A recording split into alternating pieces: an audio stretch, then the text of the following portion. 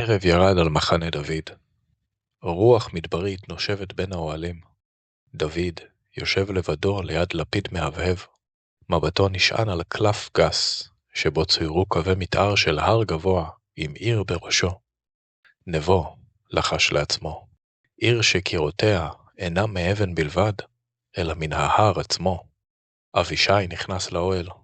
אדוני, ניסינו לאמוד את דרכי הגישה, רק שביל אחד עולה מזרחה, אבל מי שיעלה בו יובס בידי מגני העיר עוד לפני שיספיק להסדיר את נשימתו.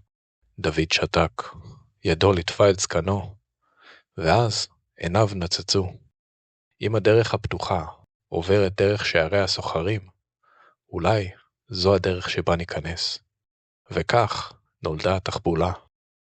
השביל הצר שהוביל אל שערי נבו היה שקט רוב ימות השנה. מדי פעם עלו בו עגלות חציר או עדרי עזים מקומיים, אבל דבר לא הכין את השומרים ליום שבו הופיעה שיירה חדשה. חמורים אחדים, עמוסים בשקים צבעוניים וקדים גדולים, עטופים בבדים מהודקים. מי אתם? מה אתם עושים בנבו? שאל ראש השומרים, עיניו מצומצמות בחשד. הסוחר הראשון, איש רחב כתפיים, אך חייכן, השיב, אנחנו מיהודה. דרכנו ארוכה, באנו לחפש שוק חדש לסחורותינו. אומרים שנבו, עיר עשירה ואנשיה יודעים להעריך דבר טוב. השומרים פתחו את השקים, וריח נהדר פרץ החוצה. יין סגלגל, בדים מבריקים, גרגרי קינמון, מקלות ריחניים, ועוד שלל דברי מסחר נהדרים. מעולם לא ראיתי תכלת טהורה כל כך, לחש אחד מהם. מלטף את הבד כאילו היה אוצר מלכותי. תנו להם לעבור, פסק ראש השומרים. נבו אוהבת סחורות טובות. בימים שלאחר מכן, השוק של נבו הפך לזירת פלאים. הנשים התקבצו סביב דוכן הבדים, מלטפות את בדי התכלת, ורואות כיצד בגדי ארגמן זוהרים על אורן. הגברים טעמו מן היין, לוגמים בזהירות ואז מרימים את הכד בצחוק מרוצה. התבלינים נדדו על שולחנות המטבחים, והרחובות התמלאו בריחות חדשים. השוק רחש, השמועות עברו מפה לאוזן, ועד מהרה נאמר בפה מלא, הסוחרים מן המערב, כל מה שהם מביאים לאיש אחר אין. וכך, שערי העיר, שנראו בהתחלה חומה בלתי עבירה, הפכו לשער שדרכו זחלו אל תוכה, אנשיו של דוד, עטופים בבדים צבעוניים ומחייכים, כמו סוחרים פשוטים. בימים הראשונים, הסוחרים המדומים הסתובבו בזהירות. הם הציבו את דוכניהם בשולי השוק. המואבים הביטו בהם בסקרנות, חלקם בחשד. אבל הזמן, כמו תמיד, עושה את שלו. שגרה יכולה לשחוק חומות, וחיוך הופך לאבן דרך קטנה בנתיב האמון. אלישמע, לוחם קשוח מיהודה, גילה חיבה מיוחדת לפונדק קטן שבו נהגו להתאסף בעלי מלאכה בסוף היום. בתחילה ישב בפינה, שותה מעט יין ומקשיב, אבל עד מהרה אחד מהם קרא אליו, סוחר, בוא, שב איתנו, ספר לנו, מה רואים בעמקי יהודה? אלישמע חייך וסיפר סיפור קצר על שיירת גמלים שנתקעה באמצע המדבר. כולם צחקו, ומאותו ערב כבר לא קראו לו סוחר, אלא אלישמע. וכך ערב אחר ערב, הפך הלוחם למי שיושב איתם, שותה, צוחק, מחליף בדיחות, הוא היה בעיניהם חבר. חנן, לעומתו, היה צעיר ובעל חיוך תמידי.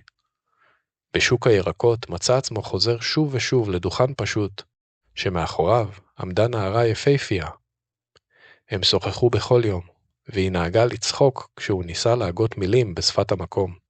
וכשהיא חייכה, ליבו התכווץ בחום שלא חש מזמן. ולאט לאט, חנן לא בא לשם רק בשביל לקנות ירקות, אלא כדי לראות אותה. החיים טבעו את חוטיהם. הזמנות לבתים לסעודות ערב, שותפויות חדשות נרקמו. אחד מהסוחרים נכנס לעסק עם נגר מקומי. אחר לימד נערים חשבון בסיסי. אפילו היו דיבורים על נישואין שהתחילו לעלות. וכך, לאט לאט, הפכו הסוחרים, מאורחים זרים לאנשי המקום. אבל עמוק בלב ידעו, הם חיים חיים כפולים. כל חיוך וכל קשר אנושי היו אמיתיים, אבל נבנו על שקר. העיר קיבלה אותם כחלק ממנה, בעוד שהם ידעו בליבם שיום יבוא, והם יהיו החרב שתבגוד באמונם.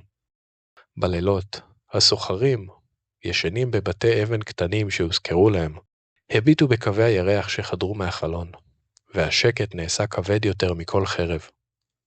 הם ידעו היטב, כל חיוך שנתנו במהלך היום, כל לחיצת יד חמה, כל סיפור ליד האש, היו חלק מהמשימה.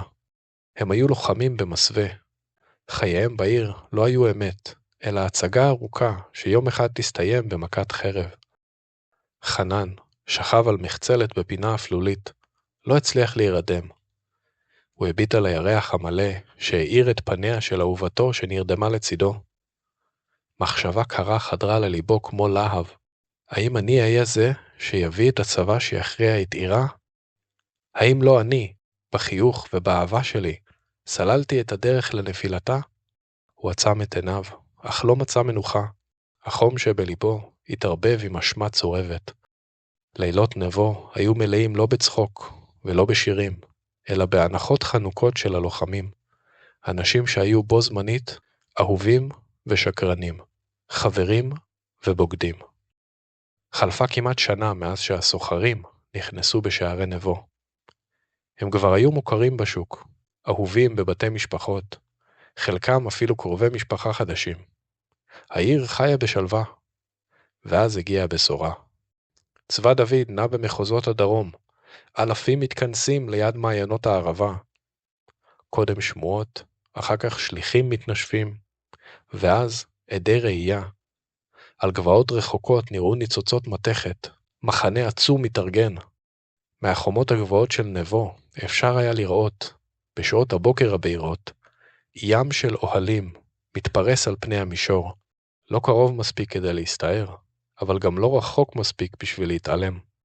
והעיר רעדה. דוד ידע היטב את חולשתה של נבו, לא קירות האבן שלה, אלא המחשבה של אנשיה. יום אחד שלח שליחים שהגיעו דרך שער העיר ודרשו לראות את המושל. בארמון הקטן, תחת מנורת שמן רוטטת, הוקרא המכתב בקול. מושל נבו, פחדן אתה, מסתתר מאחורי חומותיך. מצור אחד והסחורות המפרנסות את נבו לא יגיעו עוד, כי אנחנו שולטים בדרכים. היכנע לי ותחיה. עמוד נגדי ותראה את עמך נובל מבפנים. המושל השליך את המגילה על הרצפה ורקע ברגלו. זה לעג, אני לא אפגוד בעירי, נבו מעולם לא תיכנע. אבל פני יועציו החבירו. הם ידעו שדוד לעולם לא מדבר באיומים ריקים. בשווקים נשמעו קולות ויכוח. יש שאמרו, אם דוד יבוא, מי יוכל לעמוד מולו? תראו מה הוא עשה לפלישתים ולאדום. אחרים הרימו את אגרופם בזעם ואמרו, נבו עומדת על צוק, איש לא יכבוש אותה. הסוחרים המסתוריים, שהיו בעצם האנשים של דוד, לא אמרו מילה. הם המשיכו למכור, לחייך, אבל בליבם ידעו שכל דאגה כזו היא חץ בלוחמה הפסיכולוגית של דוד. בלילות ישב המושל עם ראשי השבטים. על השולחן נפרסה מפה גסה, הצוק, החומה, השער הצר. צבא גדול מדי התקשה לטפס, אמר אחד, אנחנו מוגנים. אבל אם לא נוכל להביא סחורות, השיב אחר, העם מתקומם. המושל שתק, הוא הביט החוצה אל השוק החשוך, ראה את מנורות השמן מנצנצות על הבתים הקטנים, וידע שכל חיי העיר תלויים בחוט דק של מסחר. באותו שבוע, צבאו של דוד התחיל לנוע. לא מתקפה, הצגה. מאות לוחמים ירדו אל הבקעה, הקימו שורות מתורגלות, החרבות נצצו באור השמש. מנגני חצוצרות תקעו קריאות קרב שנישאו עד החומה. זו לא הייתה מלחמה, זה היה הפחדה. ובינתיים, בלב העיר, הסוחרים של דוד התחזקו עוד יותר. כי כשהאיום בחוץ גדל, מבפנים כולם סמכו עליהם. הם מביאים סחורות גם בזמנים קשים. הם חברינו. הם עמוד התווך של השוק. וכך, הפחד מבחוץ והאמון מבפנים נכרחו יחד, כמו חבל שמחכה ליד שתמשוך אותו ברגע הנכון. לילה אחד, לאור ירח מלא, הרוח נשבה מן הערים בכל שריקה חרישי, ורחובות נבו שקעו בדממה. במגדלי השמירה, לפידים ריצדו באור חלש, אבל זו לא הייתה דממה רגילה, זה היה שקט כבד מדי, שקט שלפני הסערה. באותו לילה, הסוחרים קיבלו את האות, ואחד אחרי השני הם התגנבו מהמיטות שלהם, והפעם הם לא נשאו סחורות, אלא פגיונות קצרים, מוסתרים תחת בגדיהם. בחושך הם נעו בקבוצות קטנות לעבר החומה. הם הכירו את השומרים באופן אישי. אחרי שנה של היכרות, הם אפילו ידעו את שמותיהם. חנן ניגש בחשאי אל שומר צעיר שכבר ראה בו כחבר. סליחה סימון, לחש אליו בעברית. השומר הסתובב בבהלה, ובתנועה חדה השומר הוכרע בשקט. נגרר אל צללי החומה. כך קרה גם במגדל הדרומי והמזרחי. לא היו צעקות, רק צללים מתחלפים. דקות לאחר מכן, מי שעמדו על החומות לא היו אנשי נבו, אלא אנשי דוד, מחופשים במדי השומרים. מבפנים, התושבים שהציצו מהחלונות ראו את השומרים על מקומם, אך לא ידעו שהעיר כבר נפגדת. חנן עמד במגדל השמירה ושתק. מחשבותיו נדדו לאותה נערה שראתה בו אהוב. הוא ידע שמחר תראה את פניו אחרת, ודמעה בודדת זלגה מעיניו. אלישמע הבחין בפניו הרטובות. אל תשכח, אנחנו לא כאן בשביל עצמנו. דוד סומך עלינו. חנן הנהן בשקט. הרגע הגדול הגיע. מאות לוחמים של דוד התקדמו בחשיכה אל המדרון התלול. חבלי טיפוס ארוכים נזרקו מהחומה על ידי השומרים המדומים. חבלים ירדו אל התהום שמתחת, עד למדרון ששם חיכו החיילים. ראשוני הלוחמים החלו לטפס. אצבעותיהם נחזו בסיבים, רגליהם דרכו על סלעים חלקים. היה די ברעש קל כדי לעורר חשד, אך המואבים בחדריהם ישנו בשלווה, והשומרים האמיתיים הוכנעו בין הצללים. טור אחרי טור טיפס. השומרים של דוד הביטו מטה, נועצים מבטים בחיילי דוד המטפסים.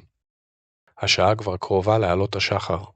במבנה של הארמון, המושל ישן שינה תרופה, מבלי לדעת שחומות עירו כבר נפלו מבלי שנורא חץ אחד. השחר החל לעלות, והעיר נבו התעוררה לאיטה. על פני החומות עדיין נראו שומרים, אותם קסדות, אותם חניתות, אבל איש לא ידע שאלה כבר לא אנשי נבו, אלא אנשי דוד. מתחת לחומה, בסדקי המצוק, הסתתר צבא שלם. אלפי לוחמים שנכנסו בלילה דרך חבלים. הם המתינו לרגע הפקודה. לפתע, מהשדות למטה, עלה קול חצוצרה קצר, האיתות של דוד. ובבת אחת נפתח השער הצר של נבו מבפנים. הכוח המרכזי של דוד הסתער פנימה בצעדים חרישיים, מהירים והחלטיים. רחובות נבו התמלאו לפתע לוחמים זרים. אנשים יצאו מבתיהם מבוהלים, אבל במקום לוחמה או שריפה, החיילים נעו בסדר מופתי. הם הקיפו את הצמתים, תפסו את מחסני הנשק, פרצו לארמון המושל, הכל במהירות ובלי אלימות מיותרת. אנשי צבא נבו שהתעוררו בבעלה, ניסו לארגן הגנה, אבל כשיצאו לרחובות כבר ראו את החומה מלאה בדגלי דוד, וכבר הבינו שהכל אבוד. בחדרי הארמון, המושל התעורר לרעש מגפיים מהדהד במסדרונות. לפני שהספיק לחגור חרב, נפתחה הדלת. לוחמי דוד נכנסו פנימה, חרבותיהם שלופות. בוא איתנו, אמר אלישמע, ועיניו קפואות. המושל הובא לחוצה אל רחבת השוק. כל אנשי העיר כבר התקבצו שם. עמד דוד, עיניו נוצצות באור השחר. המושל הובא בפניו. מושל נבו, קרא דוד בקול רם כדי שישמעו כולם. העיר שלך נפלה, לא בידי חרב, אלא בידי התבונה. לו רציתי, הייתי הופך אותה לחורבות. אבל איני בא להשמיד אותך, אני בא להכניע אותך. המושל רעד, הוא הביט סביבו. חומות העיר כבר ביד דוד. הרחובות מוצפים לוחמים זרים, ולא נותר לו אלא לבחור בחיים תחת שלטון חדש. מה רצונך, דוד? שאל כשקולו חנוק. דוד חייך חיוך קר ואמר, הישאר על מקומך, שלוט בעירך, בשמי. מנבו יצא מס קבוע לירושלים, ותכיר בי כאדונך. המושל השפיל את ראשו, והסכים. כל שאגה פרץ מן החיילים של דוד, דגלי יהודה ננעצו בחומה, לוחמי נבו הניחו את נשקם, ובזה אחר זה קראו על ברכיהם, ונשבעו אמונים לדוד. מאותו יום ואילך, נבו לא הייתה עוד עיר חופשית של מואב, אלא עיר משועבדת לדוד. מיסים זרמו אל ירושלים, והשוק המשיך לפעול, אבל כעת תחת עינם הפקוחה של נציבים ישראלים. הסוחרים חזרו לחייהם, אך לא עוד במסווה. הם לא נדרשו למכור כדי להסתיר את זהותם. כולם ידעו. הם היו הסכין הסמויה שהפילה את העיר. חנן הלך בשוק, מבטו פגש באהובתו. היא לא צחקה עוד. היא לא קראה בשמו. היא רק הביטה בו בשתיקה כבדה. והוא ידע. את העיר כבש דוד, אבל את ליבו הוא איבד. לפעמים, האיום הגדול ביותר לא מגיע מן האויב שמעבר לחומה, אלא מהאדם שאתה פותח בפניו את הדלת, מי שנכנס לחייך. מי שאתה סומך עליו ונותן בו אמון, הוא גם זה שבידו הכוח לפגוע בך הכי חזק. חשדהו וכבדהו. כבד את הקרובים אליך, תן בהם אמון, אבל תזכור, אמון בלי זהירות יכול להפוך לחולשה קטלנית. המקרא לא מתאר את כיבוש נבו בפרטים, אלא רק מזכיר אותו בכלליות. כאן בחרתי לדמיין איך כיבוש העיר היה יכול להיראות, כדי להחיות את הסיפור ולתת לו עומק וחוויה. בני ישראל המשיכו בדרכם וישבו ערים נוספות, אבל זה כבר סיפור ליום אחר.